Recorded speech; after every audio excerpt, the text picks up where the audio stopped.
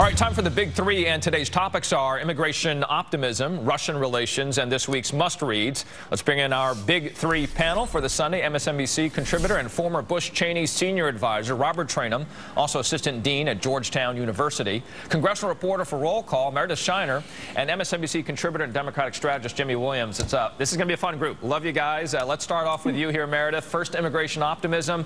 President Obama talking about immigration reform this weekend with Telemundo. Take a listen to this first. When I say I'm optimistic, I didn't say it was going to be easy. Right? We always knew that this was going to be a challenging path. Immigration debates historically in America have always generated a lot of passion and a lot of energy. But what we've seen is, I think, a substantial shift in attitudes in the Republican Party from, say, a year or 2 years ago. All right, 100 days gone now, Meredith. Now looking forward to the next 100 days. Is this where the president is going to double down on? He's going to look at getting immigration reform through here?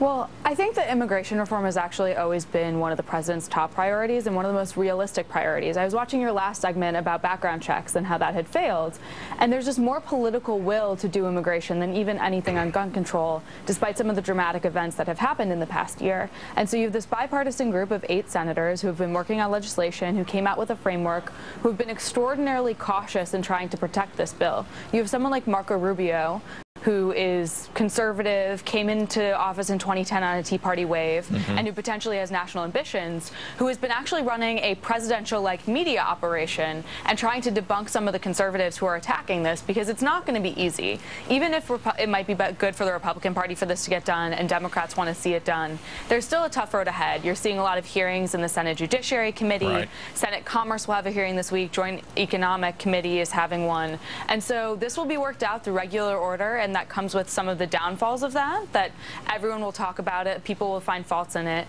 but at the same time they're really trying to do this in a way that makes it easier for Republicans to get on board. But we've watched this Congress and last Congress, and it's difficult to get anything done. So it's hard to be as optimistic as the president is on this, but in terms of the issues that he's looking to address, it's the one that might benefit Republicans the most. You know, Robert, as we look at this due date, we're 100 days in right now. Some might say as we go through the regular process, more and more questions will be brought up. Senator Patrick Leahy planning to introduce an amendment to allow gay Americans to sponsor their foreign-born partners, for instance, for green cards.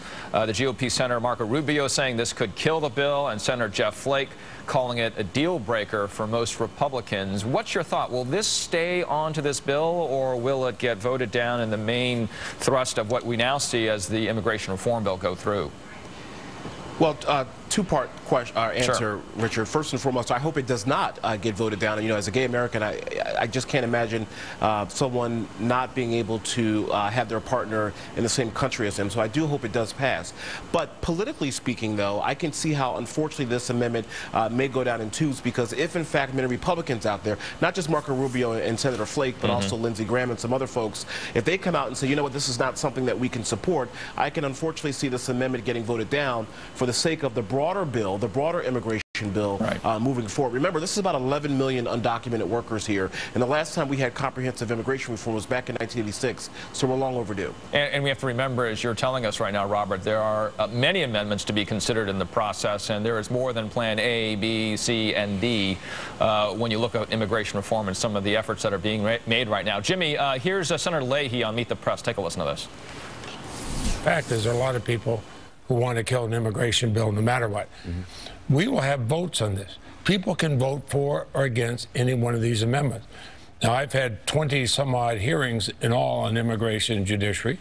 We'll start marking up the bill this week. Everybody can bring up whatever they want.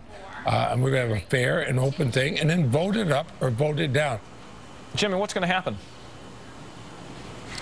Well, I think you're going to find a lot of senators that are going to offer amendments that have absolutely nothing to do with immigration reform. Will try to kill the bill. And but listen, Meredith talked about regular order, and that's exactly right. Chairman Leahy is going to bring this bill up. People are going to offer their amendments. Remember, every single amendment can be voted up or down in committee, and then when you get to the floor, guess what happens? You can filibuster every single one of those amendments. And so I'm not as hopeful about this immigration reform thing. I think Senators senators ought to pony up. They ought to vote up or down on every one of these amendments. If they don't like it, vote against it. If you don't think that gay Americans should be able to say yes do a green card for their partner, then vote no. But don't hide behind the Senate's rules. The point is, you're elected official. You're called the honorable. So pony up and vote your way. It certainly does add a level of complex. Yeah, go ahead.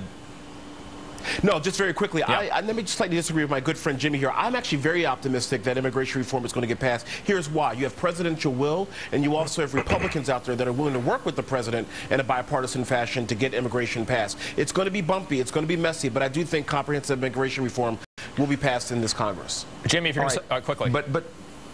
Yeah, but for Lindsey Graham just spoke to the Republican Party here in South Carolina, and he got booed and heckled when immigration reform came up. Let's be clear. This is going to be a very tough road for a lot of these senators, and this cuts both ways. Lindsey Graham's going to have to vote up or down on all these amendments, and he's not going to want to do that, but he's right. He's I think it's going to go down. I think it's not going to work. Great discussion. We got to move to the next topic, and that's Russian relations. Meredith, tomorrow, Secretary of State John Kerry, he heads to Russia, Syria's most powerful ally. What does the U.S. have to do here in order to get something out of Russia to basically reverse their support there of what Syria is doing? So I obviously can't get in the mind of Russian leaders and know what is enough for them to be convinced from Secretary of State John Kerry. If you could, it'd be magic, though. No, I don't even want to get close to that. But no, what I wanted to say was this. Come on, Meredith. There are a lot of issues that John Kerry is going to have to discuss. Our relationship with Russia has not been the greatest this past year. There's going to be the issue of some of the Chechenian strife because of what happened in Boston, and some of those intelligence communications. With Syria, John Kerry said that this conversation was long overdue, because now we're starting to see evidence, both from our intelligence, from British intelligence, that the situation in Syria might be escalating in terms of their weapons development. And so I don't know if you're going to be able to switch Russia's mind, or China's mind for that matter, in terms of the UN Security Council and what UN action might happen. But I think that the conversation is going to be much more serious now than it was before, and that John Kerry is going to have the difficult task of trying to relay that information. Even if they're not going to ease back entirely, I think that in order to preserve relations with us, that there might have to make some changes. But at the end of the day, I don't even know what this administration wants to do on Syria. It's not an issue that's clear-cut for them. It's one that advisors are getting nervous about, and I'm sure we'll talk about this later, in that, the president has talked about this red line, but it was words that the White House really regrets, because now he's sort of in a box too. Must-reads now. Quickly to you, Jimmy. Today in the Charleston Post and Courier, they endorsed, shockingly, a Democrat, Elizabeth Colbert Bush, for the 1st District seat. This is the first time in my lifetime I can think the Post and Courier has endorsed any Democrat, so that's a big deal. Robert Trainum. The Political has a very interesting story about the lack of diversity in the president's second term in his cabinet. A lot of minority groups, African-American women group, are still very, very concerned that this president is lacking diversity. All right, and Meredith, you got 15 seconds. The front page story in the New York Times on Syria and the president's evolution since probably last summer on the issue, and what the administration is going to do and what they can. Meredith, Jimmy, Robert, thank you so much. It was a lot of fun today on the Big Three. You guys have a great weekend. Yeah, you too. Thank you too. That wraps up this Sunday edition of Weekends with Alex Witt. I'm Richard Louie, in for Alex. Meet the Press is up next. You have a great day ahead.